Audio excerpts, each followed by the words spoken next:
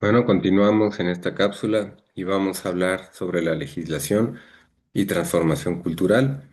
Y por eso vamos a empezar diciendo que el contenido del artículo primero, constitucional reformado, impone un reto mayúsculo a todos los operadores del derecho, y en general, y del derecho constitucional en particular. Esto vale para abogados, juristas y jueces, pero también para los actores políticos y las autoridades de todos los niveles. No se trata solamente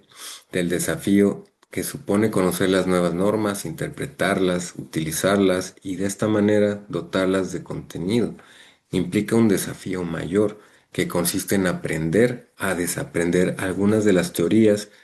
prácticas, dinámicas y lógicas con las que operaban hasta ahora. Y conviene analizar por separado las dos dimensiones de esta ecuación. Con toda reforma,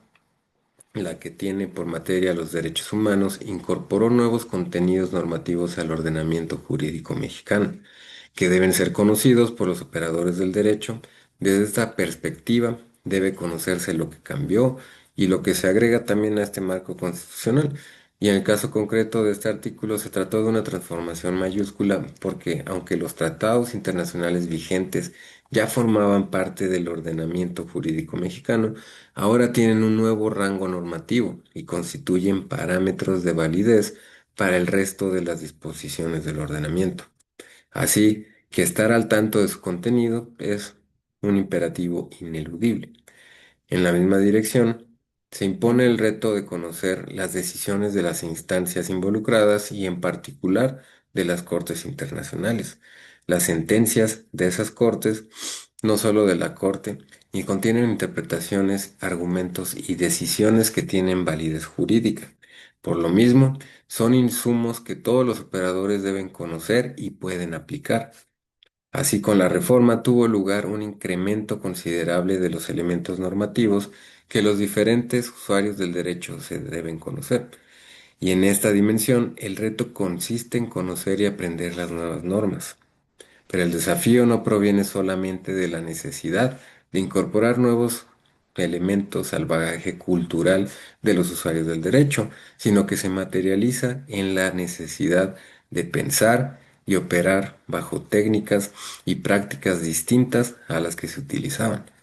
En este sentido, se impone la necesidad de aprender a desaprender lo que ya se conocía. Y no se trata de una fórmula retórica, sino de un imperativo práctico. Por esto basta ejemplificar con dos casos concretos, uno relacionado con la teoría de las jerarquías normativas y otro vinculado con las técnicas de interpretación. Ahora, tradicionalmente en las escuelas de derecho en México se enseñaba la teoría de la validez normativa desarrollada por Hans Kelsen, y no es este el lugar para o esta materia o esta parte para reconstruir estos presupuestos teóricos y las notas características de esa teoría. Pero sí, vaya nada más recordar o tomar un elemento, sus coordenadas generales, con la finalidad de mostrar lo que se debe desaprender para operar en este nuevo contexto. Por eso es que, según la teoría kelseniana, la validez de las normas dependía de un sistema vertical, ordenado gradualmente y presidido por la Constitución. A partir de este esquema de validez, de las normas inferiores a la norma constitucional dependía de un criterio material y otro formal. Materialmente, las normas inferiores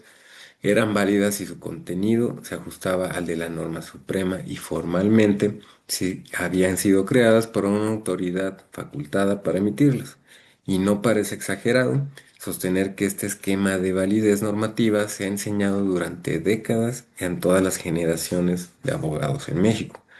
Entonces ahora, a raíz de la reforma del artículo primero y 105 constitucional, ese esquema de validez ha sido modificado de manera relevante, aunque la validez de las normas sigue dependiendo formalmente de que hayan sido creadas por una fuente autorizada. El aspecto sustantivo ya no se resuelve en automático con el criterio de jerarquía, y en los casos de conflictos normativos ya no es suficiente con identificar cuál es la norma que se encuentra en el grado superior de la pirámide de validez, sino que se debe identificar cuál es la norma que por su contenido ofrece mayor protección a los derechos. y este cambio no es menor y afecta de manera profunda al quehacer jurídico. Y por esto se trata de un aspecto de mucha importancia y relevancia porque supone una transformación en la manera como se resuelven los conflictos entre normas y de una manera cultural e implica nuevas reglas para los supuestos en los que se decide inaplicar o invalidar el derecho. Ahora también podemos hablar sobre los movimientos sociales y las reformas legales. Por esto es que podemos decir que la idea de que los movimientos sociales se manifiestan exclusivamente en las calles, carreteras, plazas y otros espacios públicos en donde se llevan a cabo acciones directas como marchas, plantones y bloqueos, ya no corresponde a la diversidad de las movilizaciones en México contemporáneo. En la actualidad, las arenas de conflicto y las estrategias de lucha se han ampliado y diversificado, de tal suerte que las disputas entre los movimientos sociales y sus adversarios también se dirimen en los tribunales y en las cortes de justicia y en las instancias de los derechos humanos,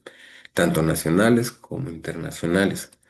De manera creciente, los movimientos sociales combinan movilización y acción directa con la apropiación y movilización del derecho.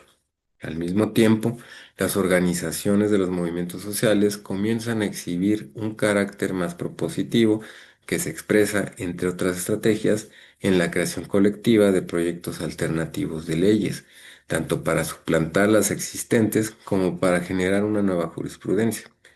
Tal como ha sucedido en la política, la protesta social se ha judicializado y el espacio jurídico y sus actores se han vuelto de una forma u otra parte vital de la política contenciosa. La transición a la democracia, las reformas al poder judicial y la apreciación en el espacio público de los valores y principios fundamentales de la democracia y del Estado de Derecho dieron como resultado que la arena judicial, que hasta entonces había desempeñado un papel relativamente acotado y subordinado en la vida social y política de los países latinoamericanos, adquiera un peso sin precedentes en la historia sociopolítica de la región y del país, al menos desde tres dimensiones: las reformas institucionales, los cambios en los discursos de legitimación de los sistemas políticos y la apropiación por parte de una sociedad civil del lenguaje de los derechos. Ahora, la perspectiva que se hace de referencia sobre la movilización social y legal surge de establecer nexos teóricos y metodológicos entre las principales teorías sobre movimientos sociales: el modelo del proceso político, el paradigma de la movilización de recursos y la perspectiva del framing y los estudios sociolegales. Por un lado, este enfoque toma los presupuestos y conceptos centrales del estudio de los movimientos sociales y los expande al campo jurídico. Al mismo tiempo, reconoce la importancia del ámbito legal en la política contenciosa. Ahora, sobre los orígenes del estudio de la movilización legal como parte del repertorio de acción de los movimientos sociales, se remontan a mediados de los años 80 y principios de los 90, con la publicación de una serie de artículos en los que Paul Boorstin nos dice y argumentaba que era necesario trascender un conjunto de oposiciones binarias prominentes en el estudio de los movimientos sociales, tales como una acción institucional dentro del sistema, por canales establecidos, versus una acción no institucional, fuera del sistema, por canales disruptivos, oposiciones que en su opinión habían impedido el progreso en la comprensión de las decisiones estratégicas de los movimientos sociales, al sobreenfatizar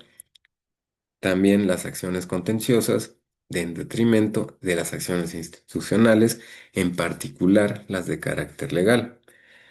Y esta era, según varios autores, una importante omisión en las teorías sobre movimientos sociales, en tanto la ley y las instituciones legales, incluidas las agencias administrativas y los tribunales, son sitios importantes de conflicto político entre los retadores, los grupos sociales dominantes y el Estado. No obstante, Para contribuir al cambio social, la ley debía ser movilizada con éxito,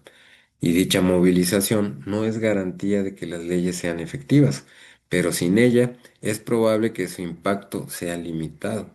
de tal suerte que los científicos sociales y los estudiosos jurídicos están concluyendo cada vez más que es poco probable que las leyes generen cambios sociales a menos que se movilicen con éxito. Y esto quiere decir a menos que sus partidarios estén dispuestos a invocar las leyes y por esta forma puedan obtener los recursos para hacerlo y logren que las interpreten favorablemente. Por esto es que en el enfoque de la movilización social convergen tres supuestos fundamentales: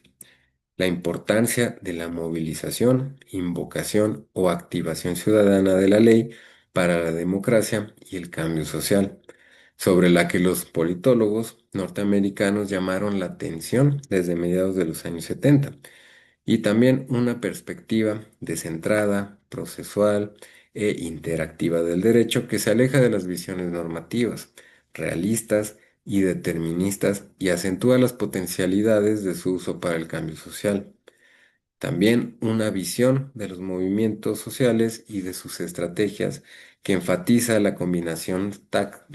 táctica, los repertorios flexibles y su carácter dual, como actores que se desenvuelven tanto en la arena institucional como en la no institucional.